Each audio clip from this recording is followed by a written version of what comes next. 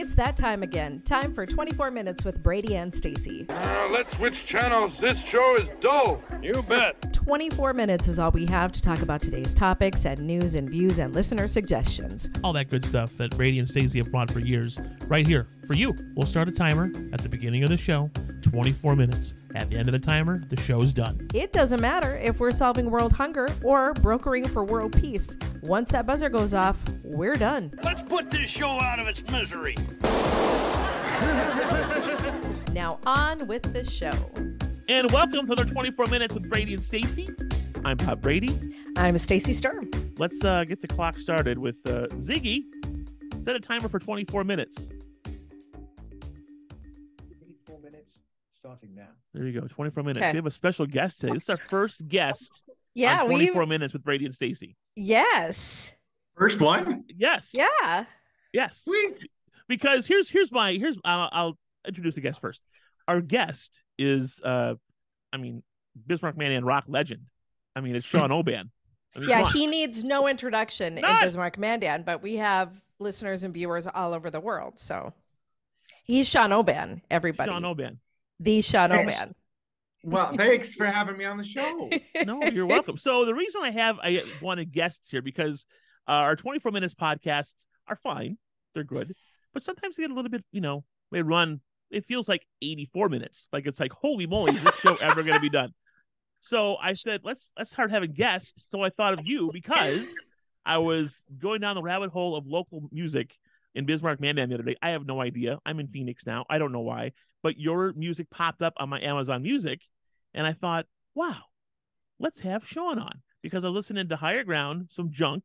And then I also dabbled in some Gypsy Foot, which I know is not your band, Shawn. Like you told me that via, that's not my band. No shit. I know that. But that's where I went. So anyway, Yes. welcome, Shawn. Thank you for having me. I have no idea how this works. And who is Ziggy? That's it. That's what his timer's name Okay. is. I'm like, Ziggy, is there somebody else that's going to be joining us here that I was? No. Bob actually just has a butler that sits in the back and waits for him. I'm so unemployed. I have a butler. Just because. Why not? Name Ziggy. Okay. Oh, yeah. And he looks like Julie Bowen in the Happy Gilmore. Yeah. Anyway, so what's new with Shawn Oban in the last 25 years? In the last 25 years. Well, 20. Yeah. What's new? I'm a school principal now. I have a grandson who just turned 1 year old. All of my children have moved out of the house. So it's just my wife and I. I'm not running around to gigs all the time. I still do play some, but it's not like it was back in the day when it was, every single weekend. And I dabbled a little bit in politics at the city level. And that was, I always wanted to do that once. And so I did that once, and I'm not sure I would ever do that again, but did that once. I got my doctorate. So my brother has to call me Dr. Oban. So that's Dr. Oban. I remember when we played Doctor, Shawn, but that was a totally different thing. I didn't have my degree then, no. I was unqualified. Oh, you were qualified, I'm sure. You did fine. Okay. The good old days. So this is just, I'm a fan of the old Higher Ground junk back in the 90s and early 2000s. Take us back to that. You guys were playing gigs all the time. So all the time. Now compared to now, what is the comparison? What do you do that's every weekend compared to what you're doing 20 years ago? Yeah. So what do you do on the weekends now, Shawn? What do I do now? Whatever I want. Yeah. And I'm not exhausted. And it's awesome. So, back in the day, it was funny. I was just thinking about this when I first started playing in bands. You could play, we went out originally and played Monday through Saturday. Yeah. And then it eventually became, weekends. And that's what we did. now I don't think you could play every weekend unless you tried really, really hard at doing it. So now I mow the yard, and we have dogs that my children left behind, and so I have to care for these dogs, and yeah, it's pretty easy going. Such a dad thing now, like such a Yeah, you're such a professional, normal person. Is it weird? No, it was funny because Mike from Junk and Higher Ground, we were just talking, unfortunately, a couple weeks ago at George Corey's memorial. Oh, But Yeah. I know. I'm so sorry I didn't get to make that. I had Urban Harvest all that day. So I got up at 8 in the morning and we got done at 9 o'clock at night. And you know how much I love G. Oh God, Yeah. I love him so much. But I was just, I don't want to say I was dead because that's so bad. But I was like I couldn't. I just could not get it into me to go there at 10 o'clock at night after I'd worked all day. It was just damn cancer stuff. But yeah. it was, but in chatting, even, well, first of all, things like that kind of puts everything in perspective and makes you appreciate things a little bit different. But even seeing the guys, and Mike and I were talking, and Mike's like, do you miss playing every weekend and doing that stuff? And there are parts of it that you miss being that busy, but there's also parts where it's like, I literally felt tired and hungover every weekend, even if I wasn't hungover, just because, and at some point that's hard to do. Yeah, you don't want to be traveling around, hauling around equipment, dealing with drunk people at like 50 years old. That's just not something you want to do. It's not fun. It's not fun anymore. Yeah. And I would be less patient. Then why does Motley Crue keep doing it? I don't understand. They shouldn't. They shouldn't. Well, they certainly should with a different singer, maybe, but they also have guys that carry all the equipment and take care of all the drunk guys. And honestly, Shawn has a backup plan. He is Dr. Shawn Oban. Right. He's got a backup career where what the hell's Vince Neil going to do? Well, how's he going to make money? He's not. Yeah, probably not. No. What were some of, speaking of like Vince Neil, what were some of your influences to get the band started back in the 90s? Like, what was that like? Well, it kind of an interesting story. So when I first started, like, it was the 80s and 90s. So I was really into the hair metal stuff. And that was kind of where it was before, and it was Incognito at the time. And then we had some, member changes, and we had gone out on the road. And then in 96, funny story, and not everybody remembers it the same way, but the way that I remember it is that everybody quit Incognito and then reformed without me. So that would be a way that you fire somebody without actually having to fire somebody. So is this like the behind the music of Higher Ground Junk? This is yes. So then that's how Higher Ground started, is that I was out of a band because everybody quit and reformed without me. But Mike was kind of in the middle.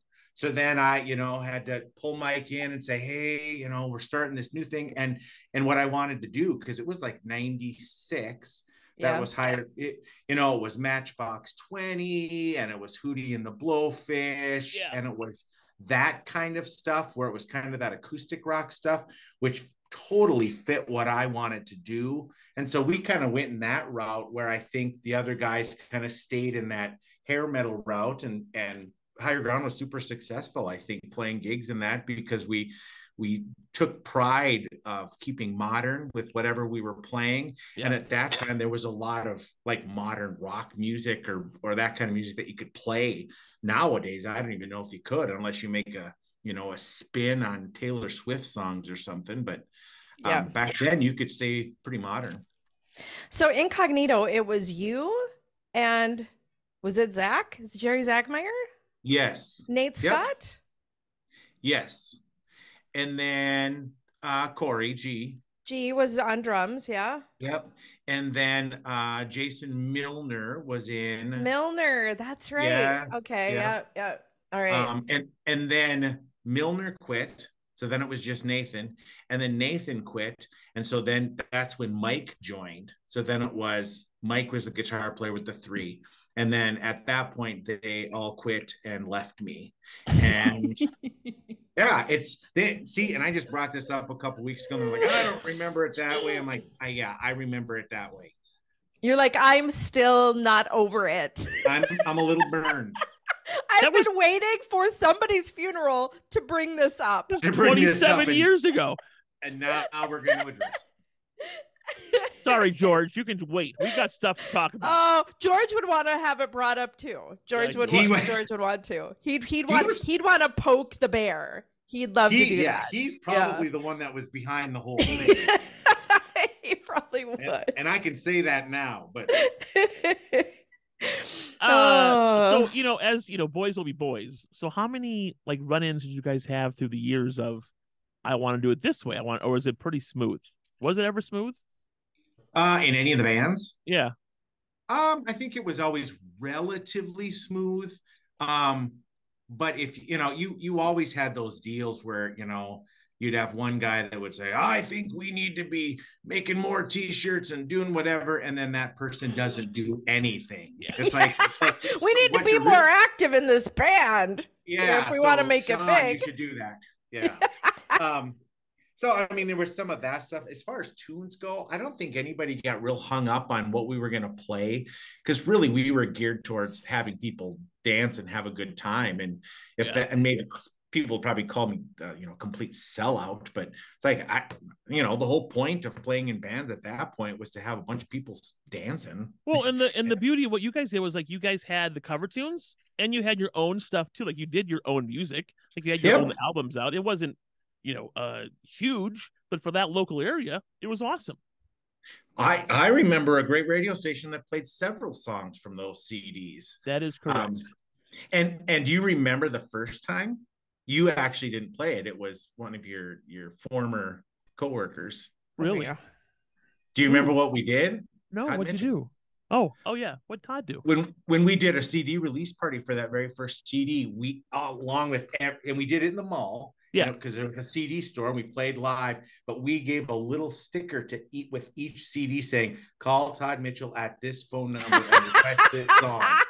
And so I was teaching, it was my first year of teaching, and my wife called the school and said, you need to turn on the radio because they're going to play your song.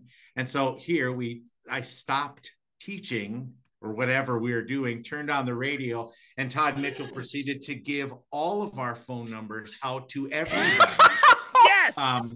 Before playing our song. I love it. I don't remember that. I don't remember that, but I love it. I remember we played your music all the time, and Todd was like, you guys can't deviate from the playlist. Stop playing. You can't be playing that song. You can't be playing whatever you want. You can't deviate from the playlist. And we're like, we got a lot of local bands in town that want their music played. We started playing one, we got to play them all. Then we send it to a local music station. We don't want to do that. Okay. Well, he played the first one, so yeah, I know. Blame him. I remember I mentioned before that I was on Amazon Music looking up Higher Ground and junk music and listening to Begging Man, and my favorite song of all time, Begging Man from Higher Ground. I asked Shawn before we went on, Shawn, how much money have you made on Amazon Music from having your music available to the masses? Okay, so it's not only Amazon Music, but it's on Spotify, it's on iTunes, it's on everything. So I've had all of my music on there for about 8 years, and I have received one check for $52. What did you do with that check? Did you go crazy? Like, did you go and I reinvested it in my online music because it was such a turn. I was making so much money off of this. Yeah. So, it's crazy. Yeah. I know. While we've been chatting too, I said, hey, what kind of music would you say would be your genre if I were to go into Amazon and say, hey, play similar music as Begging Man, Higher Ground? So far it's kicked me into Rebels and Allies, Ronan Keating, and Pat Godwin. I don't know any of them. I don't either. I fancy myself pretty good. I don't know any of them. This new one is Ben Platt. It's called Revere. Ben Platt, huh? That's. And here's here's an Asian band, the Opals. That's That's I guess that's the algorithm. That's exactly what you were going for, wasn't it, Shawn? See, we should have moved to Asia. We'd have been huge. You should have. You literally, you probably would have been huge. Yeah. Hanson popped up. Oh. All right. Okay. A song to sing from Hanson. No, I have to ask you too, Shawn. I was talking with Nate Scott. He does trivia sometimes with me, and there was some discussion when picking music for G's funeral if you were going to do "Leaving on a Jet Plane." Oh my God! Do you remember that? Well, we did it. Yeah, Nate Scott's like, do you remember Bob Brady was like, don't do goddamn "Leaving on a Jet Plane" again when you came into the station? Yes. So, Bob, do you hate that song? I don't hate the song. I just remember You hate our version. Okay. No, I don't. He was like, it wasn't the song. I think it was the fact you had done it a couple times. Yes, like everywhere we went, that's what you're singing. And I'm thinking to myself, you got Begging Man sitting right here in the wings, ready to rock and roll, and having a good time. Maybe some, something else, a cover tune of anything. And nope, leave it on a jet plane. He goes, John Denver. Yep. No, it's not John Denver. It was the Mamas and the Papas. No, isn't it Peter, Paul, and Peter, Mary? Paul, and Mary. But John Denver originally did it. He did. He wrote it, I think. Anyway, but I think it's because you didn't have to practice that one. Probably you knew that one inside and out. And, I mean, that's why I'm like, you know so much other stuff. And it's like, and remember, it was like, this is for my wife because she's leaving to go out of town, and I don't want to miss her. I'm like, oh my God, enough. She hates that song, by the way. Of course she does. Yeah. I do too. Yeah. So I feel like I disappointed you. I'm sorry. No, I just remember, and I totally forgot till Nate brought it up. He goes, we're going to do Sturm if you come to G's thing. If you could make it, we're doing Leaving on a Jet Plane. And I almost want to dedicate it to Bob Brady because we came in and Bob was like, you better not play that goddamn song again. I think at that point I heard it everywhere you guys were. Like if we followed you guys all, like whether it be at Bucks or Silver Dollar or wherever it was, like, oh Jesus, no. So it was overplayed. Oh God, I think so. I appreciate having a song that was overplayed. I mean, you kind of want that. I mean, you had a rock band, man. You're singing "Leaving on a Jet Plane." Like, I know. Sorry. Hey, you know what? Look where you are now. Hey, you got to slow it down sometimes. I get it. The whole Leaving on a Jet Plane thing. I understand it. Get them jive talking. To slow it down a little bit. And that which is also a cover tune. Yeah. Oh anyway. God. What is now then let's stay on that topic. What is the favorite song you have ever done with all of your bands? In all of your bands, what is the favorite song you like to do, Shawn? Oh, that is tough. I feel like we have over the years done like every song. Yeah. So, to pick, I mean, because there's ones that I think that I sang really well, and there's ones that were really fun to do. The Bon Jovi stuff. I mean, I've been. I was gonna say it. Runaway. Like Runaway is awesome. Yeah. And I remember 7 Mary 3 Cumbersome. Like you guys rocked the hell out of that too. Like It's My Life was another one that, I mean, because it was such a huge song anyway, and we brought the keyboards out at that time, and I could do me some Bon Jovi, and it'd be that good or bad. I don't know. Hopefully I don't sound like John Bon Jovi now, but I've heard it's not good. Struggling. He's struggling. Yeah. So are you doing anything now? Any gigs coming up? Yeah. I mean, but it's all like kind of private stuff. So it's not, we have playing at a wedding dinner this week, playing at an airplane 25-year anniversary thing. We're playing. Are you singing "Leaving on a Jet Plane" at that one? That one would seem appropriate, right? Right. I'll probably just do that one over and over and over and over. Like you did 20 years ago. Yeah. Right. Oh, and then we'll play at the event center for New Year's for the New Year's ball thing, and we've done that a couple of years now. And that's, I mean, it's nice to get out, and those private things are. I mean, you don't have drunk people throwing things at you at things like that. And you're doing stuff with your son now too. I've noticed that recently. Not Yeah, we did do some stuff, but now he's kind of On does his his own. own thing. Yeah, he's but into jazz. So he has the jazz or the Jalen Oban Jazz Quartet. But he's moving out. We're bringing him out to Oregon. He's going to be a duck.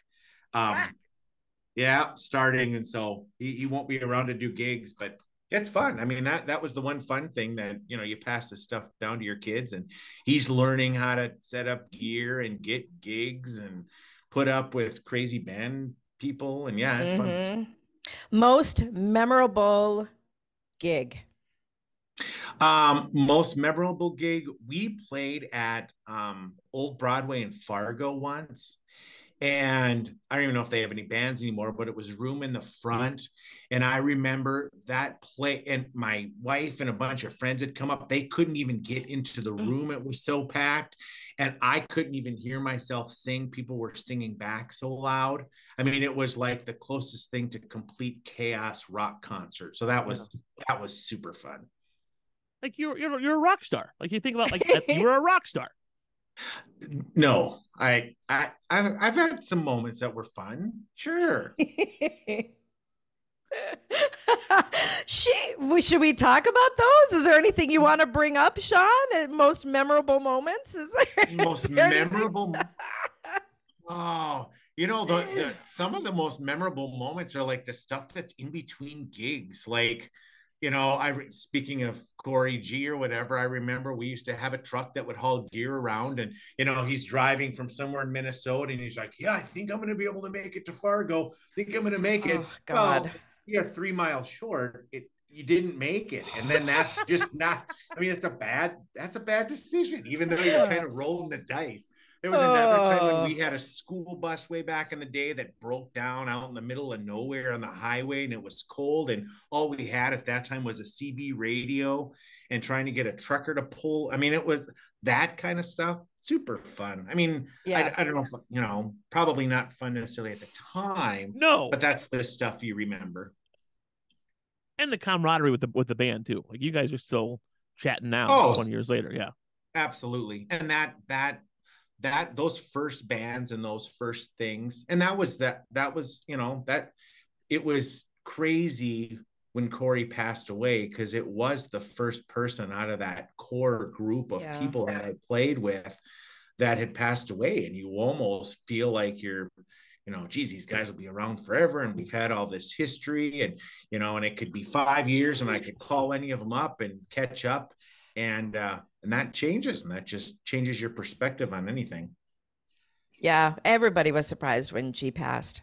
That was quick. well, you just that don't was you fast. don't think like you think you're like Yeah. I said, like back in the 90s and 80s, you're 10 foot tall and bulletproof. Like we're here forever, You have man. all the time in the world. Yeah.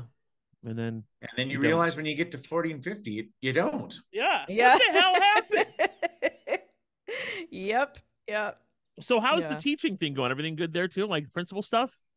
It is good. It's you know, I've been kind of trying to chase the superintendent job here the last handful of years, and it hasn't really worked in my favor. So learning a few lessons there, but I was at elementary school for like 10 or 11 years as a principal, and then moved up to middle school, and this is my third year. And you know, I mean, it's fun. I enjoy kids and going out and whatever, but there's some stuff in this country with kids and mental health and being safe and that stuff that is real, and people don't necessarily realize it. And, you know, certainly being at middle school, and I don't know if you guys remember being in middle school, but it's already the toughest time in your life. So that stuff is tough, but man, if we can just do some fun stuff and keep kids smiling, then keep it fun. Yeah, that's like I hate to get newsy on us, but like over the weekend, a couple of school shootings and football games and things like that. Like it's almost like it's just normal. Like, oh, okay, it happens. Move on. Just another day now. And it's not. It's sad. It's just not. No, it's not. Yeah, it's not. And you know, Horizon and so many of the schools, they're great places with a bunch of really great people that are doing everything they can for kids. And sometimes you kind of get a bad rap out and people talking about what's happening at schools. And I mean, it's fun. It's fun. I've thinking back, I mean, my passions for music, and then I always had a passion or a connection with kids. And so I've been very fortunate to kind of play this whole thing out, doing things that I love. Sorry, that's Ziggy saying we're done. You hear that? Oh, That's yeah. it. 24 minutes is up, sir. Roger. We're sorry, Shawn, but we appreciate you taking time today on 24 Minutes with Brady and Stacy. Anytime for the two of you. Thanks for listening to 24 Minutes with Brady and Stacy. That was the worst thing I ever heard. It was terrible. It was horrendous. Well, it wasn't that bad. Oh, yeah? Oh, there were parts of it I liked. Yeah, I liked a lot of it. Yeah, it was good. It was great. It's wonderful. Well, bravo.